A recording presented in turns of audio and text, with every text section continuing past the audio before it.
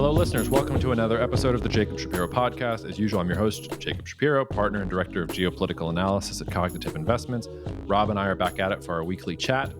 Not a lot of preamble for me. This is a long episode because there's a lot going on and a lot we wanted to get to. Thanks for bearing with me with your patience and weighing in the events of the week. I wanted to try and push out a reaction episode to the attempted Trump assassination, and I say this in the episode itself, but for various reasons that we talk about in the podcast, I decided to sit and wait, and I think the analysis and the insight is better for having waited. So sorry to make you wait, but here it is. Write to me at jacob@cognitive.investments if you have any questions, comments, concerns, or thoughts that you want to add in. You can tell that I'm actively searching out there for ideas and things to make sense of what's happening. Take care of the people you love. Cheers, and see you out there. All right, listeners, you can't see this, but Rob just sipped his tiny little coffee in his Parisian office across the Atlantic away from the hustle and bustle and chaos of U.S. presidential elections. I'm jealous, Rob, that you don't get the front row seat for what's going on in the U.S. No, I'm just sitting around and watching it all go down from my perch. So what are you seeing up close?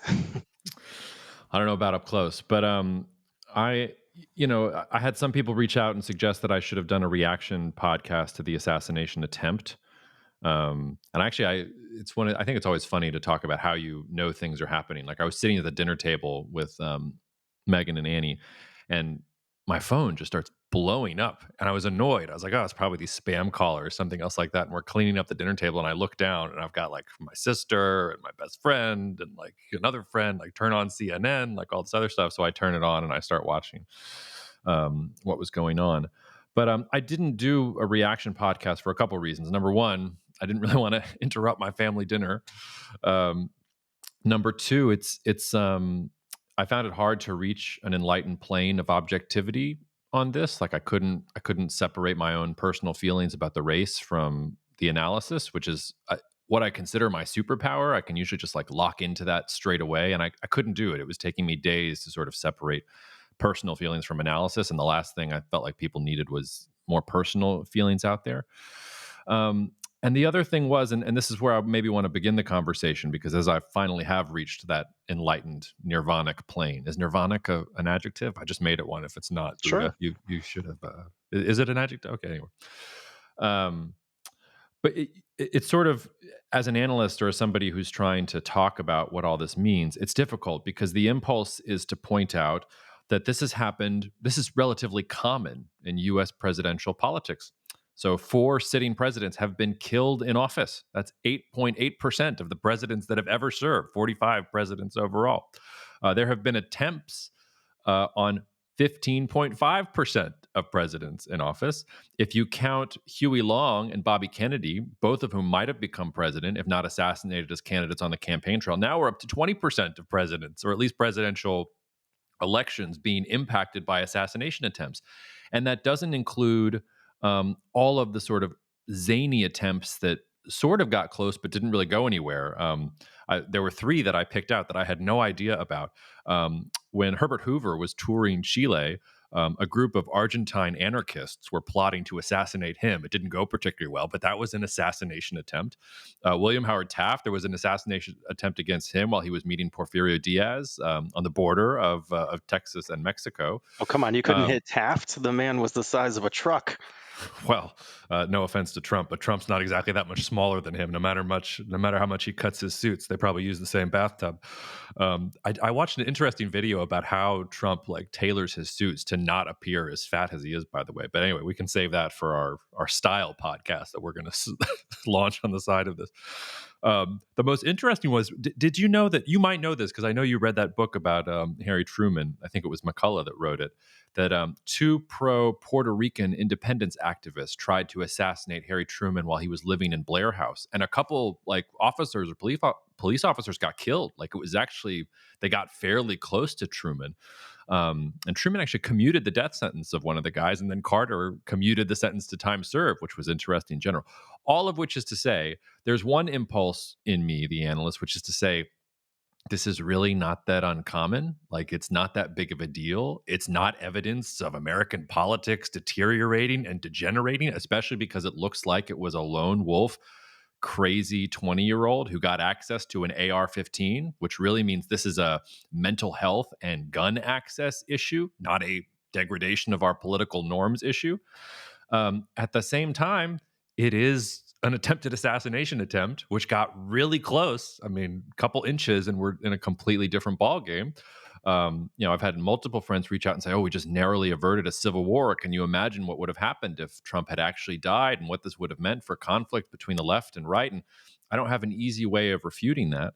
And it's also worth pointing out that even if assassination attempts and assassinations themselves of U.S. presidents are common, they've been responsible for massive political shifts. Um, so the last time a U.S. president was actually assassinated, think of Kennedy.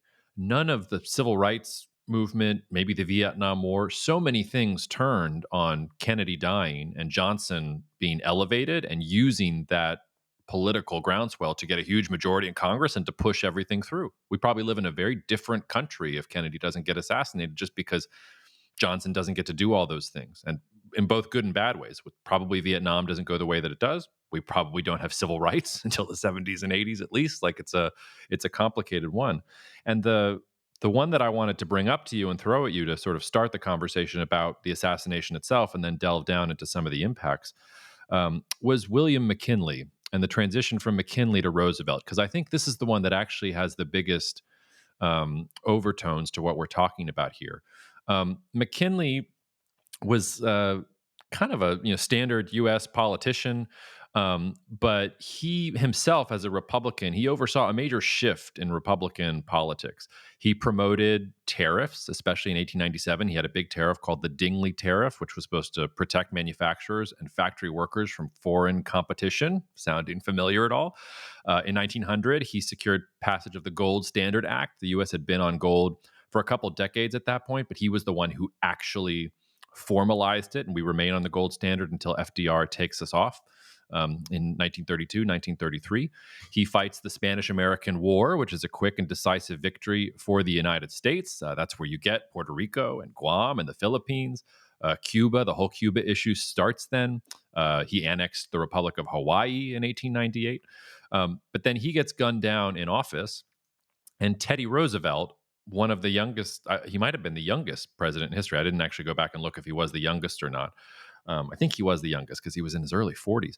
He takes over, and he is the leader of a progressive movement that champions, if you know your history, you know that his big policy was the square deal domestic policy. So he wanted fairness for all citizens, which included breaking up trusts.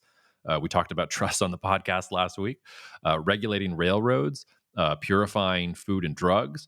He also did things like establishing national parks.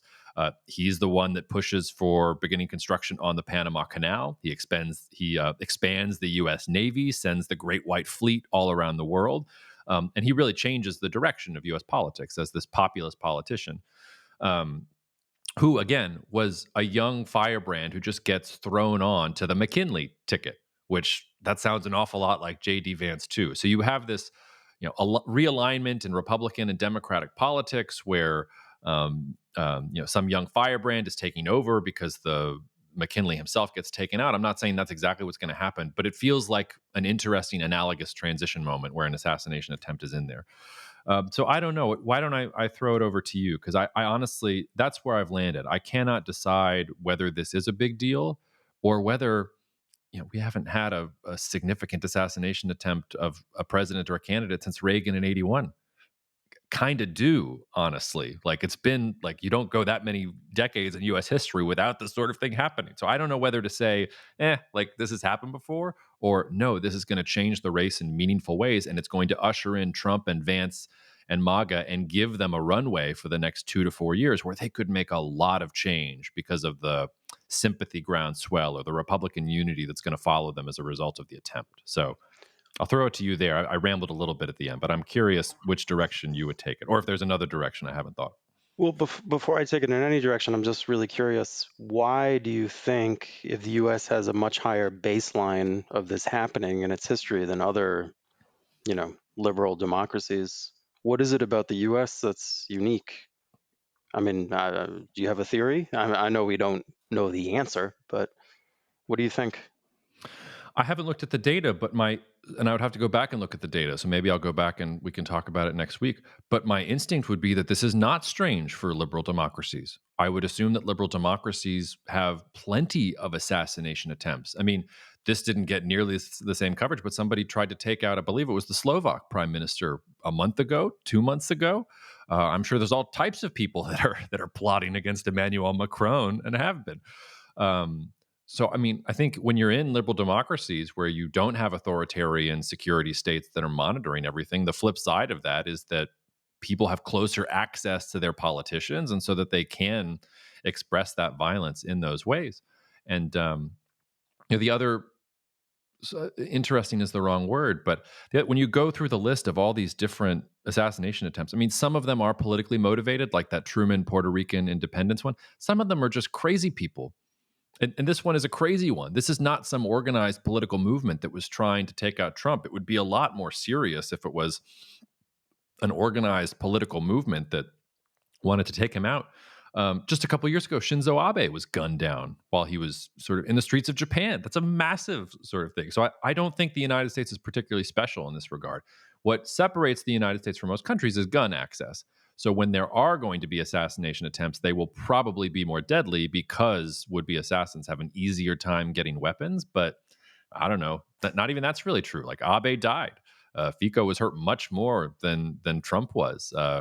I don't know if you saw it. There was some. They've been doing the background on the shooter of the guy who tried to take out Trump, and apparently he tried to join like his high school rifle club or some kind of maybe it wasn't his high school. He was trying to join a rifle club, and they wouldn't let him join the club because he was so bad that they thought it was dangerous. That he wouldn't be able to hit the broadside of a barn, which turned out to be the case. He couldn't hit the broadside of a barn. So anyway, the answer to your question is I don't think the United States is particularly unique in this. I think that one of the pitfalls of open political systems is that people, including crazy people with guns, have more access to their politicians than they would in Russia or in China. Well, let's go back to the historical context and try to tie this into sort of what's happening with policy in the upcoming election, because I think it's an interesting area to go down. So, if we stay on McKinley and Roosevelt for a little bit, I think it's an interesting comparison because, at that time we were sort of in the evening of a long era of U.S. policy, and what I mean is, the Civil War obviously was about slavery, but in many ways it was about sort of what kind of economic system did the U.S. want to have. And the southern states favored a more free trading system because they had the sort of lowest cost agricultural base, and they could export into England and the other developed countries and import manufactured goods. And they were very happy to do that. And up against that philosophy was the sort of Hamiltonian approach of nourishing America's infant industrialization, its infant companies, its infant industries through tariffs. And if you look, the level of tariffs back then versus anything you see today was just off the charts. I mean, the U.S. I think had high 20% tariff uh, average percentage, before the Civil War. So, we don't have to go on and on about tariffs and have that conversation again. But I think just it's important to understand that the context of this was as you went into the McKinley years and into Roosevelt's early career, the background was okay. You've had decades of high tariffs, and the U.S. had industrialized. The U.S. had emerged as a leading industrial economy at that point, and the issue had transformed from we have to nourish these little seedling companies so they can compete with the big bad British to oh my god, these trusts have been gotten out of control and they're controlling too much of the economy, they're too powerful, we've expanded too much, and now we have to deal with sort of redistribution and fairness and issues like that. And that was sort of accelerated that process when McKinley was assassinated and Roosevelt came in on that platform. There was a firm groundswell supporting that, and that's sort of gave him the momentum to go and make huge policy changes. So I bring this up because I think it's a very different situation today, and not just because Donald Trump was not assassinated, which I think when someone dies, you get a huge sympathy vote, you get a huge sentimental boost. When JFK died, obviously it was a national trauma. So my guess would be that this is something that like given how crazy the news cycle becomes as we continue in our volatility spiral, which we've talked about, I would not be shocked if this was something that 6 months from now was not top of mind for most people. Um, I don't know. What do you think about that before we go into the other policy stuff? I hear you, and that was honestly my first instinct. But to push back and put on the devil's advocate hat here, I think the thing that it really does change is that unless Biden steps down, and he doesn't look like he's stepping down, and unless the Democrats can find someone to reset the race, I don't think Kamala is going to do it. I mean, they need to reset the race somehow, and unless they can make it interesting over the next couple of months. Um, what this has done is that it sort of removes all doubt about Trump, and it underlines Biden's weaknesses at the same time that it underlines Trump's strengths. It's honestly like a novel. I don't think you could have written a book any better with a plot of Biden's debate performance next to an attempted assassination attempt, all the legal stuff. So I mean, some of the legal cases against Trump have also been dropped. So it's just like sort of this perfect thing, which seems to be leading to this inevitable conclusion. And I say that because the election has been a toss up until this point. And I think we're now teetering towards a scenario where it's not going to be a toss up, where it could be a landslide. And you could get a Trump Vance ticket that marches in with the House and with the Senate. And so you're right that in 6 months, we won't be talking about the assassination attempt, but the assassination attempt and, Trump emerging from the Secret Service with the fist raised versus Biden completely incapable not only of completing sentences but being aware of his own mental degradation, like those two images next to each other and what that's going to do in the race. That we'll be talking about that for generations in American politics, because if Trump can do that, if he can ride in on a landslide and have both houses, they can do some major things, make some major changes in U.S. politics, which is where the Roosevelt comparison comes in too. And I should have said also, the reason I like this is because Trump is not a spring chicken himself, as my mother would have said. He's only 3 years younger than Biden. So even if something totally normal happened, like what if he had a heart attack, or what if he had some kind of health episode, and you could propel someone like J.D. Vance in, who J.D. Vance is much more of an ideologue than Trump. Now he's also very flexible. He was a never Trumper 8 years ago. Now he's a pro Trumper.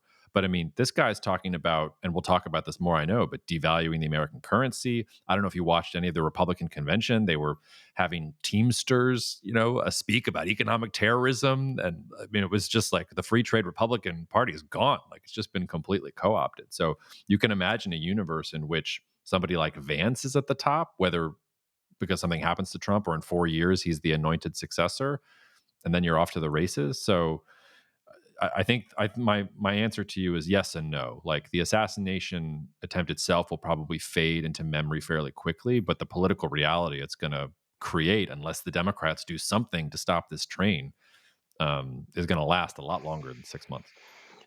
Yeah, absolutely. My assumption coming in was that Trump was assumed to win, and then this just 100% confirmed it. Um, but let's talk about this because like what matters for us is really policy. Like what's actually going to be enacted. But like it's nice to talk about politics, but I think to keep it in the realm of investments and how this impacts the day to day of people listening to this, like what are these guys going to do? That's the real question. And I would take a different view because just harkening back to the conversation we had last week, my theory is that Trump's great success has not been because he's presented any particular idea, and his ideas change all the time. His success is as positioning himself as, and by extension, positioning the people who support him as sort of insurgents against a corrupt elite. And this certainly supports that. Hey, I'm sure there's a lot of people who think that the corrupt elite contributed to his assassination attempt. For whatever it is, there's going to be conspiracy theories because that's what people want to believe, and that's why he's so remarkably popular, because he's thumbing his nose at you know policy idea people who are out of touch. That's the perception, which is why I think I don't necessarily expect, if you had Vance or one of the other people who do have ideas, Robert Lighthizer, for instance, I don't think that that's going to resonate in the same way. So if Trump were out of the picture and all of a sudden, like we said last week, I think Trump's going to do whatever he thinks is popular. Like, I don't think he is an ideologue at all, but these guys are. These guys are leading with ideas, and some of their ideas are really stupid. So all of a sudden, you're getting back into that world of like, oh, my ideas versus your ideas, and you lose all the impetus, all of the power of it's me against the coastal, woke, ridiculous, latte sipping assholes, and all of that emotional stuff, which has been the source of pretty much all political success in the last 15 years. So um, I think we need to talk about, if Trump is elected, which it looks like at this point he very likely will be, what will they do? But the notion that like, oh, this is going to sweep in, like Roosevelt created a legacy because like people were hungering for those ideas. He had better ideas that were suited to the time. I don't think that's the case here. And we can talk about what J.D. Vance sort of represents, what Robert Lighthizer is proposing, and why I don't think that's going to fly with the American populace once it actually hits. And I think that's a good way to go down. But the notion that like all of a sudden Trump's just going to open the window to these ideologues who have very specific policy platforms, and then they're going to be able to do whatever they want for some undefined period of time because it's like the 1960s Great Society over, and they just have so much goodwill. I don't buy that. I don't think that's going to play out like that. Yeah, that's fair, and we should delve more into that. And I think it's good to start talking about the things that they are going to do.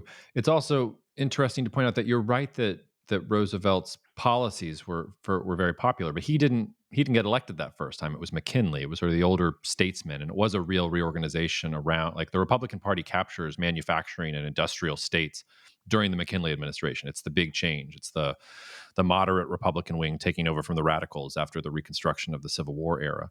And maybe people hungered for some of Roosevelt's ideas, but he lost when he tried to form his own progressive party. 10 years later, after he leaves office, World War One throws a monkey wrench into all of this. So if you hadn't had World War One, maybe the U.S. economy goes in a different direction. But because of World War One, the U.S. federal government, for the first time really in U.S. history, aside from the Civil War, takes over the machine of the U.S. economy and produces things for the war effort.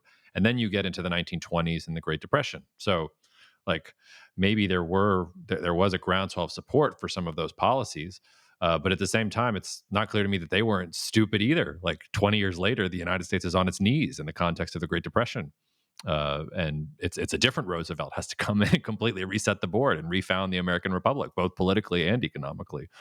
Um, but I don't think it's possible to win that argument one way or another.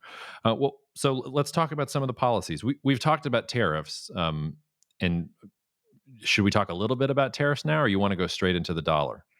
I think it's worth rehashing the tariffs discussion because it's such an important one, and and it looks very likely that that's going to be a major tool that they use. Um, So yeah, so what the Trump administration has said, this is what they've said, is 10% tariffs across the board, every single country, and up to 60% tariffs on China. Now, the devil is in the details. I have no idea how legally they can push a 10% tariff across the board for all other countries. They could probably push 60% for most imports from China. Like, they've got the old Department of Commerce investigations and the national security consensus all around that. But the idea, for example, that you're going to slap 10% tariffs on Canada or on Mexico, like, okay, you're going to violate the US Mexico Canada free trade agreement. If you do that, you're going to slap it on European allies or or Japan or countries like this. Like, Legally, I don't know exactly how that works. And some of Trump's former officials have been talking about, oh, well, we'll try it and then it'll have to be adjudicated in the courts, but that won't happen for 100 days or something like that. So then we'll see what happens in the interim. But that's what they're talking about. They're talking about increasing the cost of imports abroad significantly, not just from China. So just to put this into context, this data is from the World Bank. To understand what a 10% tariff would look like relative to other countries. So France, notoriously overprotected France, the average tariff rate today is 1.4%. So that's the weighted average tariff. In other words, if you take everything that they import and do a weighted average of what the tariffs are, it's 1.4%. In the US, it's 1.5% today. So France is actually a little bit lower. Japan, the famous mercantilist superpower, 1.8%. Turkey, 3%. Korea, 5%. India, 6%. And then Brazil, the notorious, custo Brazil, as they say, everything costs more because of these tariffs, 8%. So if they were to do a 10%, they would be sort of, significantly above Brazil. Just to give a sense, like like 10% sounds like, oh, well, whatever, that's a rounding error, right? No, that's a huge change. It's a huge amount. So what does it mean, right? If they were to do that, um, effectively what it does is it takes money out of the pockets of households and it puts it into the pockets of business. Um, is that a good thing right now? I think is the question. Um, that this is really hard to explain like in a narrative because this is sort of picture an equation where you change certain things and then the whole equation changes. um, in certain cases tariffs can be good if you have a lot of excess capacity that's not being used, for example. If you have orphan industries that need sort of a tariff wall behind which they can have the comfort to invest in capacity building and that sort of thing. Um, the problem is there's no evidence that U.S. business has any problems with that today. We've just had an investment boom, as we talked about last time. Um, U.S. business profit margins are near all-time highs. So the problem that's going to emerge is tariffs are okay when they give U.S. business, or when they give business a kick in the butt to to invest and expand capacity because they need that. We're in the opposite situation today. So you're going to get all the negative, which is immediately upon, creating a tariff, the cost goes up to the consumer like that day, right? And then you're hoping that, okay, well, that'll be offset because US businesses will go, and the stuff that it no longer makes sense to import from China, we're going to build a factory in South Carolina and we're going to build that for ourselves. And eventually, like that is the logic. And if you look at, JD Vance, oh, everyone in my Ohio town, they're all out of work. And, it used to be that there was the steel mill here and now there's not the steel. Like that's the logic that these guys are going with. Now, the problem is like you're going to have a huge surge in inflation on day one, and very likely U.S. businesses are not going to go out and invest in these things because they are already maxed out. Most of them don't even do this stuff.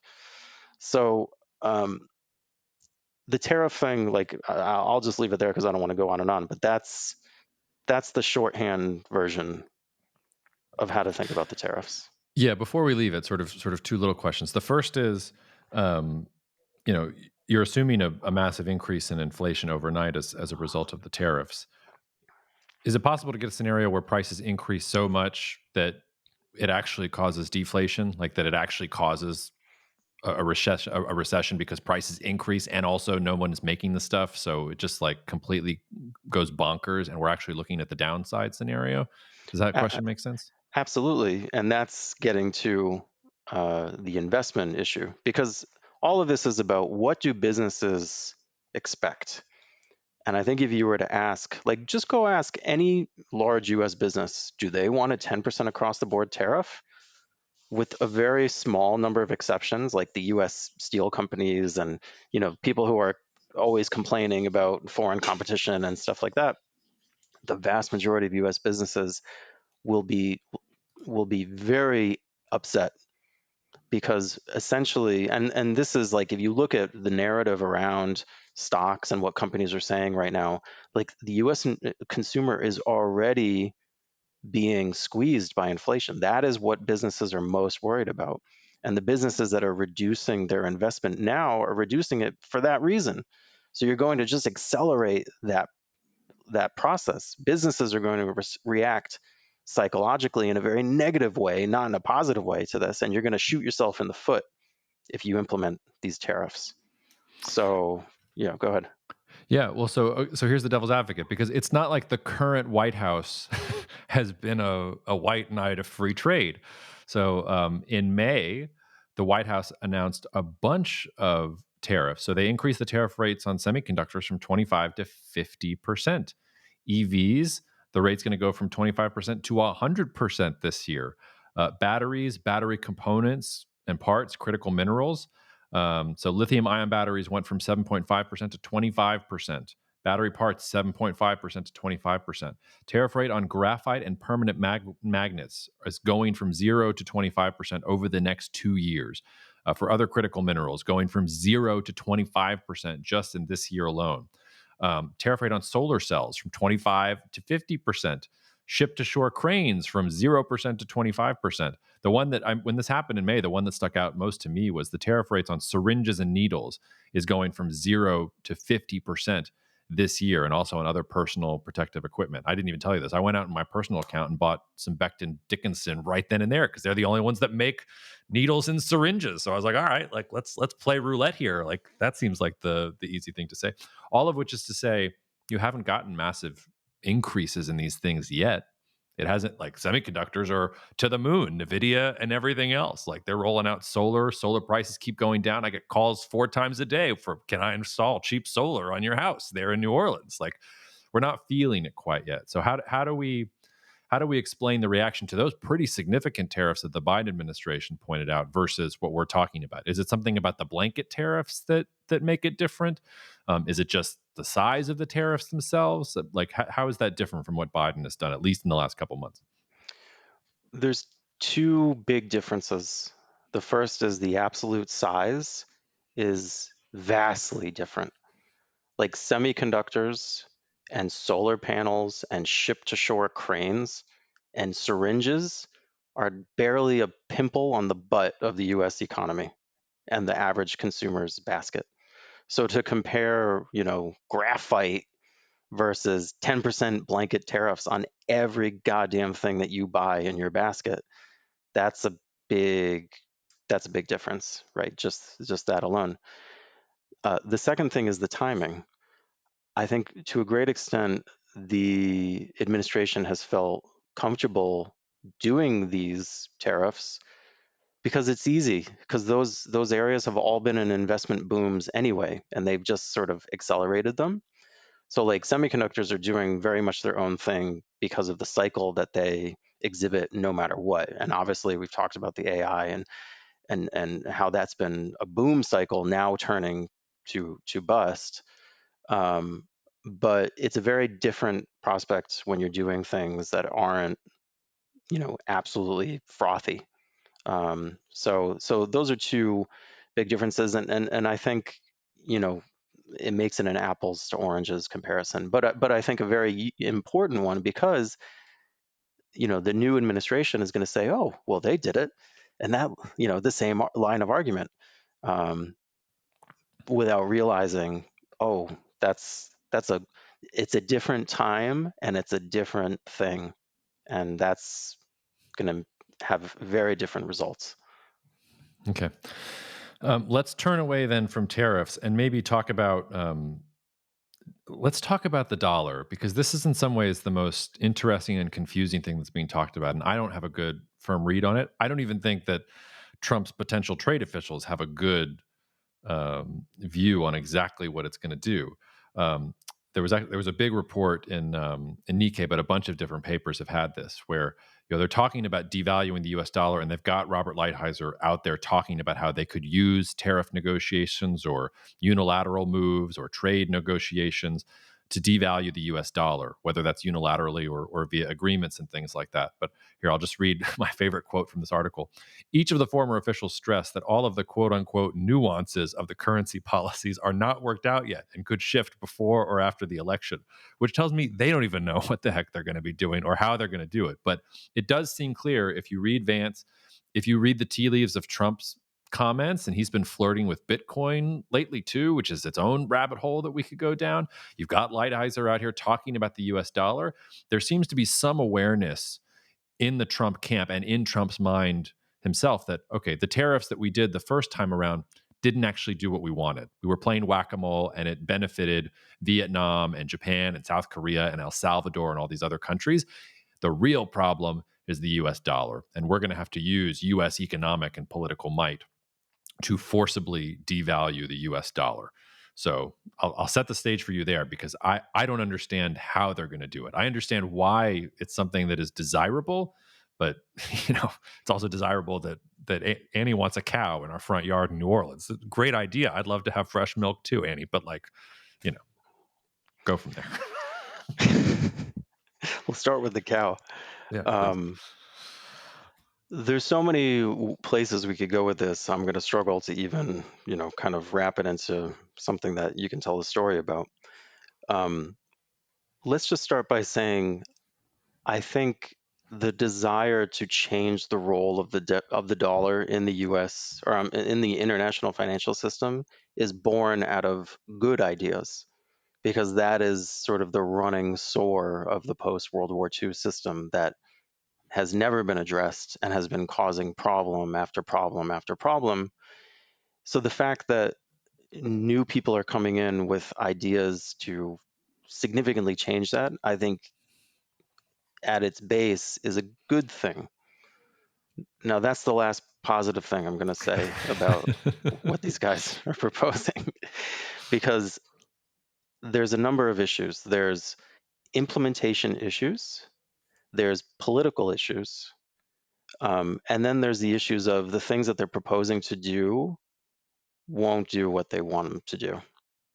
So let's start with the implementation issues, because I think this is really relevant.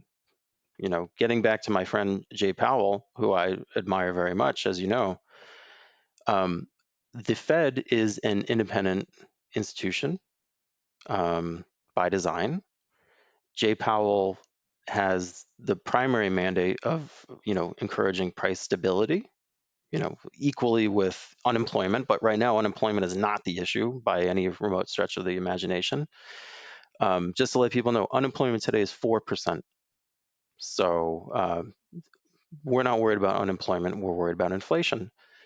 So currency policy is the remit of the Treasury Department. That's a political decision. But monetary policy is the remit of the Fed.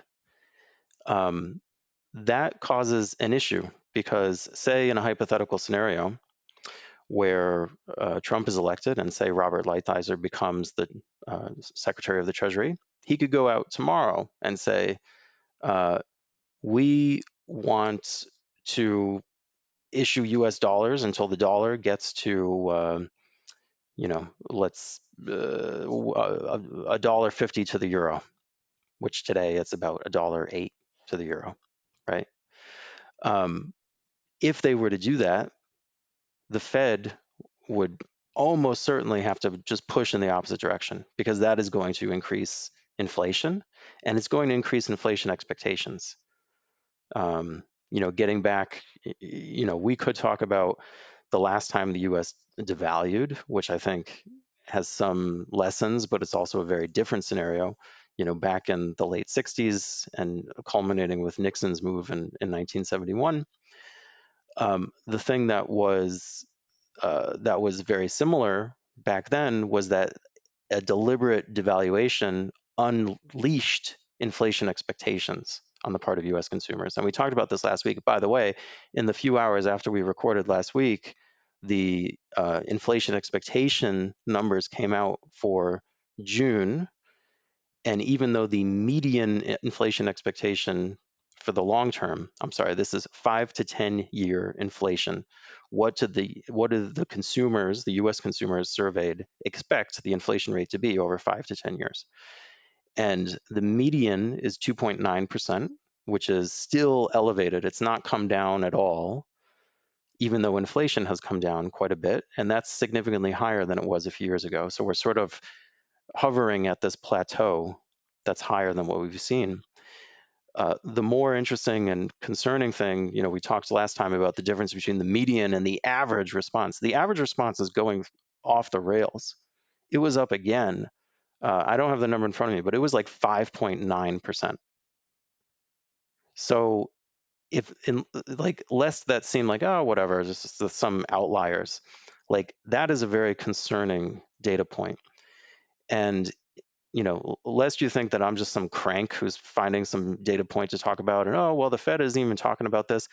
I'll just repeat, the Fed is not going to talk about this. They are not going to say anything about inflation expectations until it cannot be ignored anymore. Because as soon as they start shifting their language to talk of inflation expectations, the whole algorithm of the show and dance, the song and dance around the Fed meeting, and oh, we're going to cut, and what's the timing? Is it September?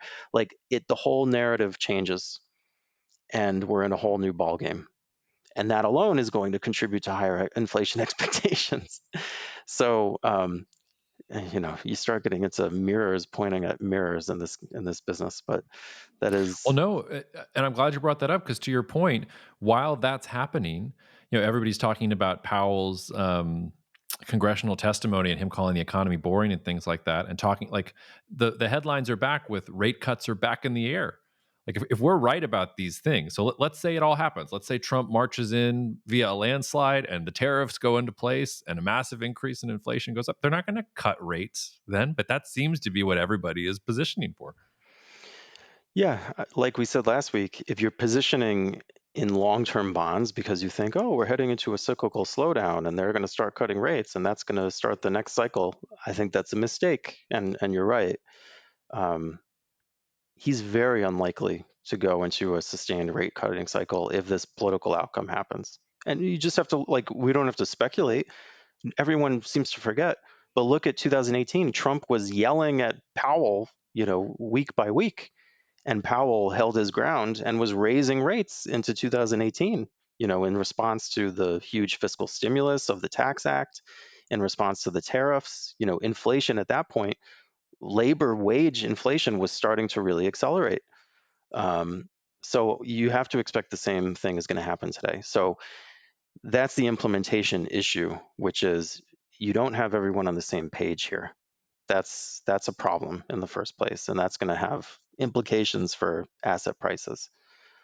Um, the second one is the political issue, which is getting to what I sort of spoke about last week, which is that I think Trump's power lies in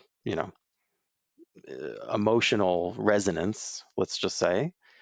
And I don't think if they implement a policy that in theory is going to, improve the like the average American doesn't give two shits about the trade deficit. They don't even know what that is.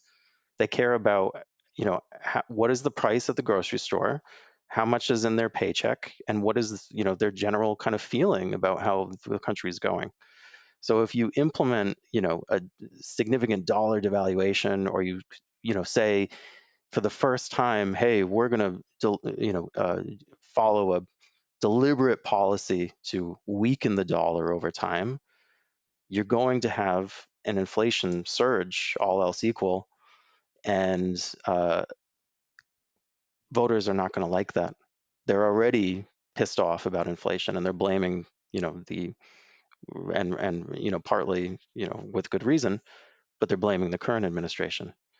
Uh, I don't think that's going to win you a popularity contest by pursuing that policy in a period of 4% unemployment. It would be different if the economy was running really loose and we had a ton of excess capacity, and it was, hey, we just like that is the 1933 devaluation. where you have a debt deflation and you need to devalue to jumpstart the economy. We're in the opposite scenario right now.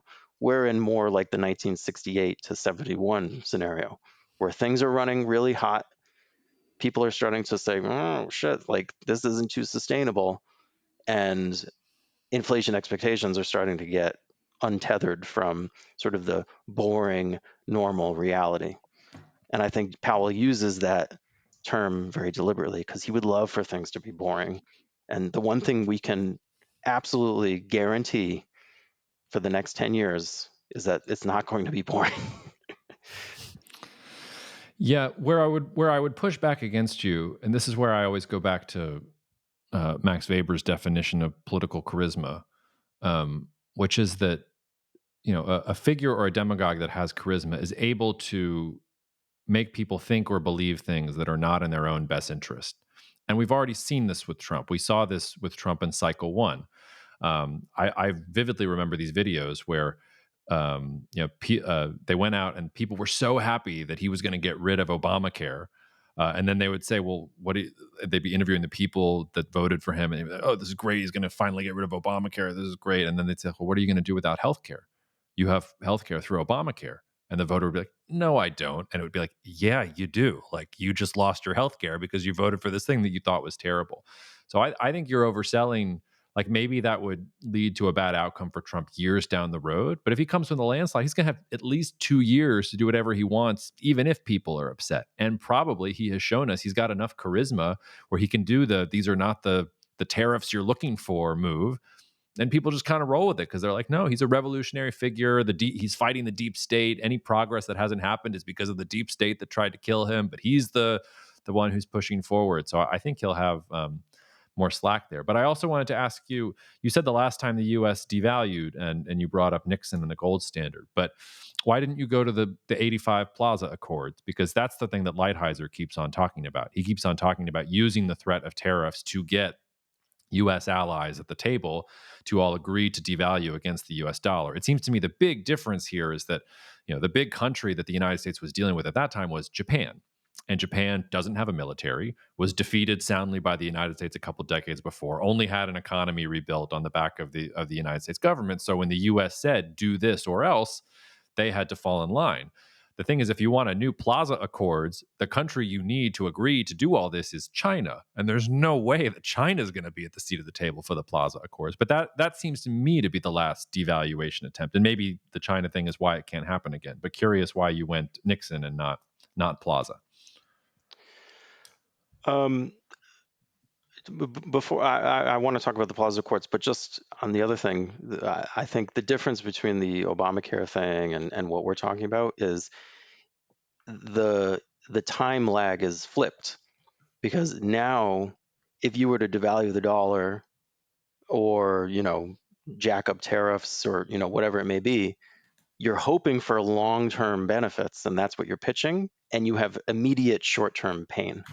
That's the difference between some of the other things, and you can convince people about anything in the long term and have them hope for something that's going to emerge, but uh, you know you can't have them ignore what's hitting them today. So that's the only kind of point I would make about that. On the Plaza Accord, the reason why I don't bring that up is because it's so silly to compare today to the Plaza Accord that I don't even know where to start. So the situation back then was the opposite of today. Then we were sort of mired in a deep sort of slowdown, deep recession. We had excess capacity sitting around.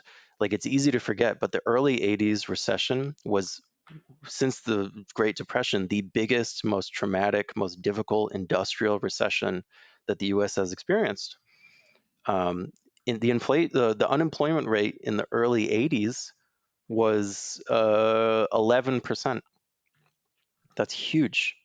That's huge. And in the industrial economy, especially, it was significantly higher than that, because all of the inflation tearing through the system had absolutely gutted everything, in manufacturing and distribution and building. I mean, it was a nightmare. So that was the background. And basically, what the US said to Japan was, hey, if you want to continue selling us stuff, we need to fix this because we're going to, like, people were expecting the next Great Depression. In fact, there were a number of books that came out throughout all the 80s. There's actually a very famous book called The Great Depression of 1990, written by some guru guy. It was like the fourth turning of its day. Oh I know God, you don't may. get me started. I know. I was gonna bring that up. We'll get there. Go ahead. We'll get there. But people were saying this throughout the whole 80s. That was the depth of the, like, have you seen pictures of New York City in 1980? Like, Jesus Christ. Like, even, Robert Mapplethorpe could afford to live in Manhattan. Like, that's how bad things were. So the point is, like, that was us coming to Japan, who was literally under our thumb, as you point out, and say, hey, Japan, if you don't help us fix this, there's going to be no America to sell stuff to. And we had the Plaza Accord, and the funny thing is, it didn't change or fix anything, because at the same time that Japan agreed to the Plaza Accord and agreed to revalue the yen, they absolutely jacked up their credit growth and said, okay, well, we're going to offset this by having this huge credit boom. And that was what put the Japanese bubble into the final stages of, hysteria, like absolutely through the moon blow off time. So it didn't really help the US very much at all um, in the long term, and it didn't have a very long effect. So even though it's like something that we think about a lot, no, the Plaza Accord, it was like, in terms of actual effect on things for the broader US economy relative to 1971, relative to 1933, it doesn't hold a candle. I think that's the way I would think about it. All right. Well, let's try on a crazy idea, and maybe this is crazy, um, because you're right that the United States had Japan under its thumb in a certain sense, but that's also technically true of China today. China still is, I don't want to use the word dependent, but China exports a lot of goods to the United States, even despite the trade war that's begun. What stops the United States from going to China and saying, okay, we have threatened you with the 60% tariffs. We're taking out the biggest hammer we possibly can, unless you come to the table and do some things that we want, which will include whatever is on Trump and Vance's grab bag, which is buy more US ag supplies, or even, I don't know, invest in US infrastructure, blah, blah, blah, blah, blah. Like, what's to stop the United States from going to China and using the 60% tariff as a negotiation? And what if the rest of the decade is some kind of economic arrangement between the two powers, rather than the Thucydides trap and World War III and Taiwan and everything else? Because if you're pro Trump's policies towards China and you're not a hawk, I think that must be what you're thinking. You're thinking that the threat is going to be able to make China come to the table in a way that China wouldn't come to the table for anybody else. Is that crazy, or is that on your bingo card? Um, let's be clear that China is the most vulnerable in this situation. It's always the current account surplus nation that's the most vulnerable when these shifts happen. That's not to say that they're going to be clobbered by this, though. And what I mean is, the US can't unilaterally go after one country with the tools that it has. Look at what's happened. I mean, in small scale, the US did raise tariffs on China in a meaningful way. And all they did was trade is diverted around through other countries. Look at the growth in imports from Mexico and countries like that. So, trade settles multilaterally, and the tools that the US is trying to apply are unilateral. So, say the US comes out tomorrow and puts a 100% tariff on every import from China.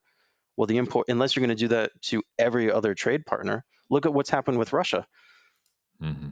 Right? I mean, everyone has seen the charts of all of the amazing, miraculous exports that have gone from all of these supposed U.S. allies to places like Kyrgyzstan and, Azerbaijan. That, oh wow, Azerbaijan's buying an awful lot of stuff all of a sudden. Like, yeah, trade settles multilaterally.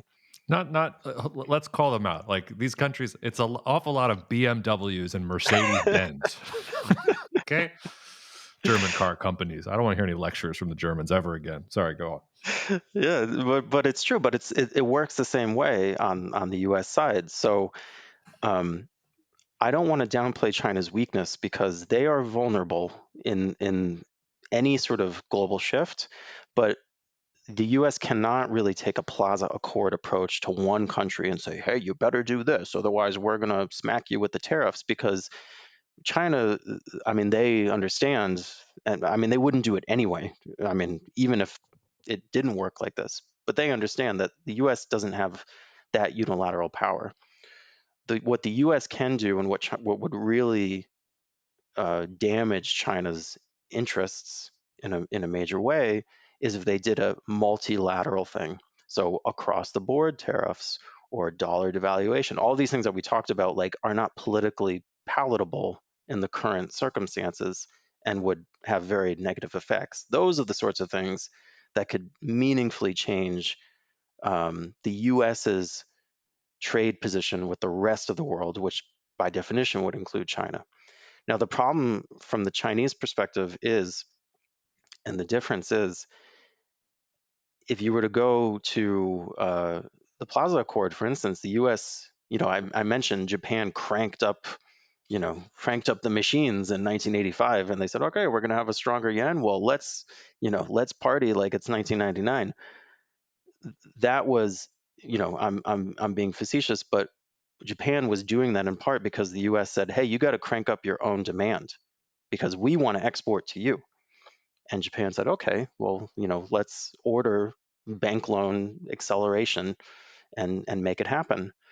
The problem is that China's already done that. China's already spent its bullets. And this is getting to all the issues that we've talked about with treadmill to hell and malinvestment and credit-driven growth and too much debt. China's problem is lack of demand, internal demand. And now they're coming up against these difficult comps because they've pushed on these levers for so many years. They're running out of ability to do that, and that puts them in a very difficult position because they, like, China's current account surplus has actually increased significantly in recent years, which is extraordinary. Like, this sounds like, oh, the surplus, and what is that again, and the percentages. Just to put this into context, no economy that's the size of China has ever had a current account surplus anywhere close to what they've done. Not even in the same ballpark. The scale of the distortion in the economy is such that it really ripples across the whole world. So these aren't little adjustments we're talking about. We're talking about, this is the basic structure of the global economy, right? So the only way that China can rebalance that is they need to have demand internally go up relative to supply. They need to consume more relative to what they're producing. But they can't do it through credit. They can't do the Japan, crank up the machines approach, because they've been doing that, and now that's done. So they're in a very difficult position where they're trying to restructure the nature of the economy while not being able to just juice demand, and then facing these sort of political pressures because supply is still churning out goods that they're exporting, and that's a big source of continued employment in the country. So not a situation I would want to be the guy who has to figure out how to fix, but um, Yeah, not at all. And I mean, arguably the most important thing that happened this week, aside from the stuff we've already talked about, was you probably saw China's new home prices fell at the fastest pace in 9 years in June. New home prices down 4.5% year on year. That's deeper than the slide in May. Also, second quarter growth surprised to the downside. It's the slowest since the first quarter of 2023. So it looked like maybe China had put the Band-Aid on it, that the Band-Aid was holding. Just sitting here on July 18th, looks like they're going to need a new Band-Aid, or something else is going to have to change because the treadmill just just sped up a little bit. Um, we could be here like all day, and we're going to check in weekly, and this conversation is going to last for weeks and months as we go into a time of pretty big change. But let me try and put this together, or at least let's start thinking about where we go from here, because I'm not sure what this means for the macro picture. I'm listening to what you're saying, and I could say, well, you know what, tariffs are probably a sure thing, and the currency stuff is less certain. So let's say that the tariffs do go into into focus. And let's say that you take money out of US households into US businesses. And let's say you do get some maybe misguided rate cuts. Well, then that should be a high octane fuel for the market. We could be off to the races, and we could be in a roaring 20s type situation where you might want to enjoy the boom right now and then time it right so that when the whole thing comes crashing down in 3 or 4 years or whatever it is, you get out before the crash, sort of thinking about it that way. You could say, okay, the tariffs are going to go in place, but they're not going to do what they expect. Inflation is going to surge and the bond market's going to freak out and the market is going to go down and we're going to be in disaster zone. So gather your powder and get on the sidelines, sell your Nvidia and whatever else you've done, and maybe take a little bit of a breather. Or maybe devaluation of some sort could happen, or maybe even the rumor of devaluation means maybe take some speculative positions in the yen and the won and some of these other currencies, and maybe just the threat of devaluation is going to lead to some outsized jumps in some of these ways. And look for those foreign markets that are going to be the ones that benefit most, because it's not like all this manufacturing is going to come back to the United States. It's not. It's probably going to go to places like Mexico, or Costa Rica or Brazil, or markets like that. So find the diamonds in the rough in those particular economies, because those are the ones that no matter what happens here, there's going to be money and interest going into those. Maybe this is a scenario I haven't thought of here, but tell me which of those you're leaning towards, or if it's none of the above, or if we haven't even scratched the surface enough to get to that point. Um, yeah, I mean that's a tricky one. What I would say is this: as far as actual implementation and what to do, and we talked about this a little bit last week. I know I always feel like I'm like lecturing here, um, but the real world implications I think are pretty simple. Like no matter what happens, everything that I'm trying to describe is a sort of manifestation of the US and its changing role in the world. Like this is coming back to the multipolarity argument and kind of that core thesis that the US has its tentacles stuck, like policy tentacles, institutional tentacles stuck in that post World War II world. Like we're still just consuming capital from all over the world. The dollar's being pushed up by capital flows and sort of the Chinese model. And we've reached these just ridiculous extremes that are already have been breaking down for years. So all of this is a manifestation of the U.S. trying to find its new place in this multipolar world order, and it's hard to know exactly how that's going to progress. Like we're probably going to make mistakes. We're probably going to, have policy errors that lead to deep recessions or inflation, becoming unhinged for some period at least. I think that's very likely. Like when I say, what you can bet on is that things aren't going to be boring. I think that's very much true. Like volatility, both measured in asset prices and measured in sort of societal volatility, is going to be up and probably move higher as we go on because volatility clusters. Um, so I said this is a tangible application. What I mean by this is all of this, I think, is supportive of that core thesis that if you are an investor, and not only like investing your assets, but just thinking of plan B, residency, whatever, and I don't mean just the US, like um, you want to be thinking about how do you adapt to that multipolar world and how do you diversify across these different geographies, because it truly is a situation where the US is not going to be the top dog. I mean, we may remain the top dog, but relatively it's going to be more even, and this is sort of the ugly working out, the sort of adolescent years as we morph into a new kind of different system. Anything else we missed? Or should we leave it there? Oh man. No, I guess I've droned on enough for one class. I don't think it's droning at all, and I don't want to be too self congratulatory, but I mean, like one of the reasons we started this podcast was because, at least on my end, I wasn't getting this type of analysis from the places that I was looking for, so I wanted a podcast that provided it.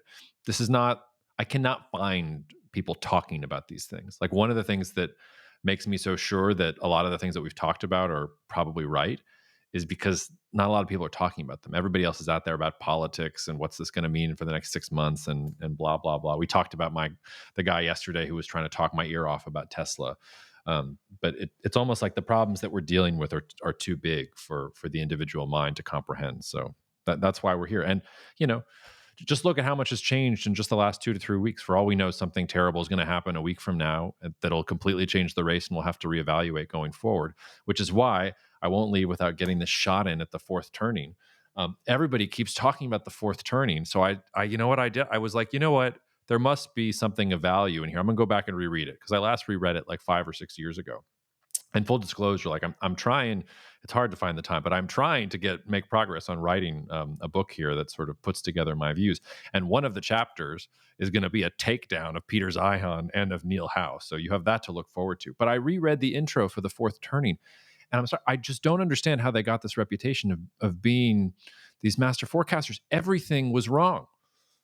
And they've moved the goalpost on their predictions 10 years and saying, well, now the fourth turning's coming. We said it was going to happen by 2025, but it hasn't happened yet. But now we're in the fourth turning because Trump and the assassination and this, that, or the other thing.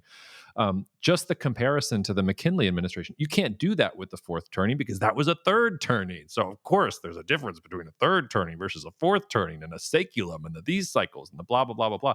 And that seems to be what passes for analysis these days. Anyway, I've met Neil Howe once or twice before. I'm sure he's very nice, and I think he's a serious scholar in general. But beware academics peddling prophecies. The one thing I know for certain is that if somebody has a really clear idea of what's going to happen next, they're probably wrong.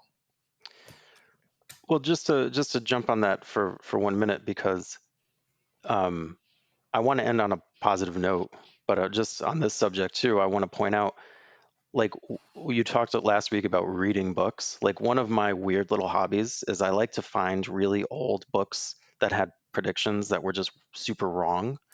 So like I mentioned, like the Great Depression of 1990, I read that book cover to cover because it's very interesting to see where they were wrong. And this guy, Ravi Batra, was in the 1980s. He wrote The Great Depression of 1990. And then he wrote another one that was, the downfall of capitalism and communism. And it's the same thing, like, in a 10-year cycle and does this. And before that, there was a book called The Fourth Wave, I think it was. Mm-hmm. This is another, not the fourth turning, the Wave. Great Wave, the Great Wave. That's what it's called.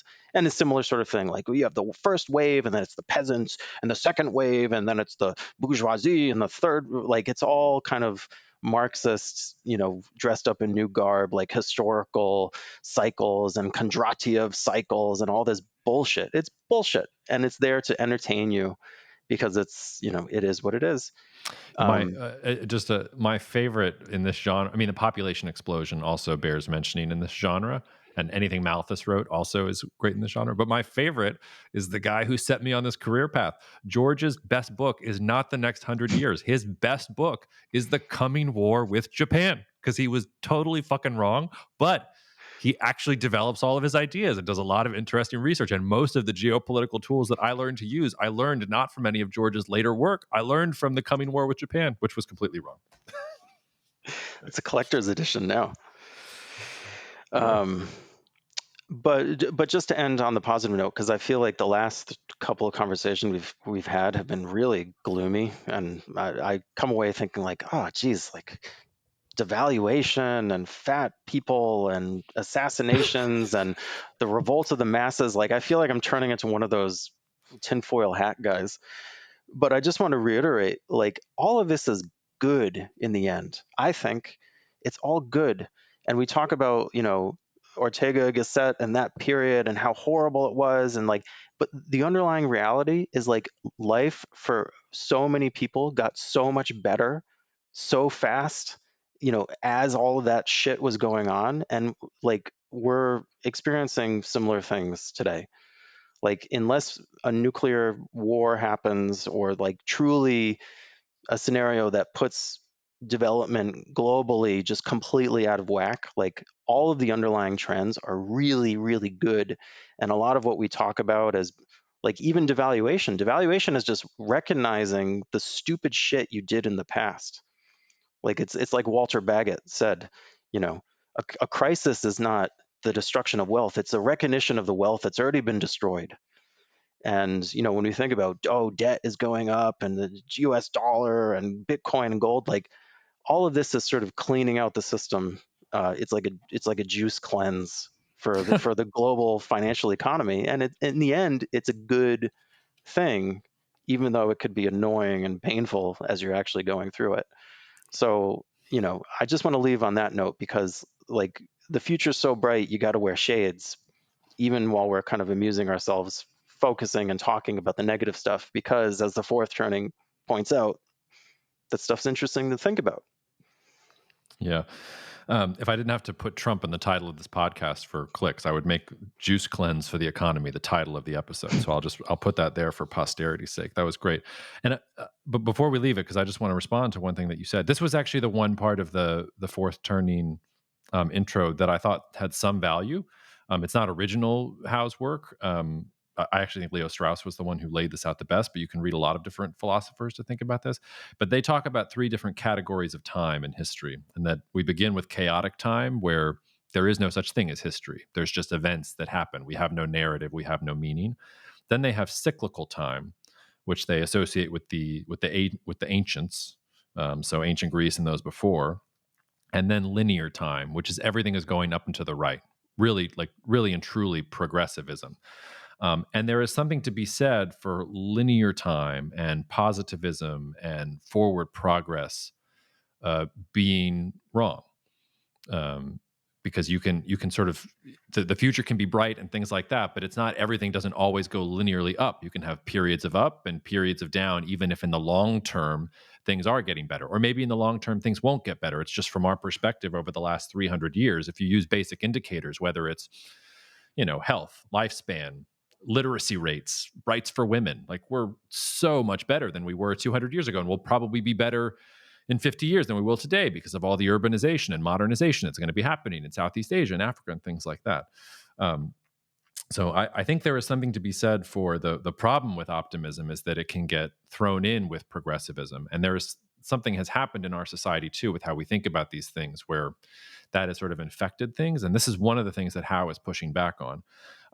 Now, the problem is that Howe wants to go back to ancient cyclical time. So he literally wants to put us back in the cave and wants us to start, doing cycles and mumbo jumbo and things like that. So I think there's something to be said for rejecting that association of linear time and just assuming that things are going to go in a different direction. I think the wrong thing to do, though, is to say, aha, the ancients had it right. So let's go back to what the ancients said, and we'll start reading the tea leaves and consulting the Oracle of Delphi on the saeculum that's going to happen every 91 fucking years. Like that it seems to me is the wrong path.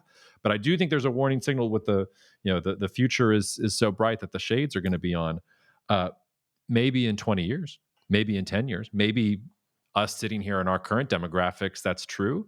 But I think one of the reasons that we've been downbeat on the podcast for the last couple of episodes is that because change means there's also going to be losers. And when you start thinking about the countries or the people or the demographic classes that are going to lose from some of this volatility and some of those changes, there's real change there as well. And I can tell that just from the uptick of people writing in who, for a long time were just listeners or something like that, but they're okay, like what is going on? I've lost all sense of where we're going from here. So keep the shades in your pocket for when the sun gets a little too bright, even if the sun is always going to come up the next day, is what I was trying to get to.